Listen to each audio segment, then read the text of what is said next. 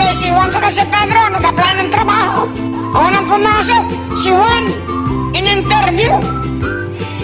Sabi ng interviewer, sino ang presidente natin ngayon? Sabi niya, Rodrigo Roa Duterte. Tama. Sabi, kailan na-discover ni Magellan ang Pilipinas? March 15, 1521. Kailan?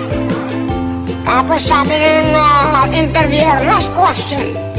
Alam mo ba na may gamot na ngayon sa cancer? Sabi ni Juan, dati pa po. Alam niya na. Okay, lumabas ka. Papasukin mo yung sunod. Pasok si Pedro, sabi na sa loob. Ano sinabi mo sa loob? Basta ang sagot mo, Rodrigo Duterte, March 15, 1521, tsaka dati pa po. Basta ganyan yung sagot mo. Baik, pagpasok sabi ng interview, kay Pedro, ano pangalan mo? Rodrigo Duterte. Kailan ka? Pinanganak? March 15, 1521. Sabi nang nag-interview, parang sira ulo ka, dati pa po.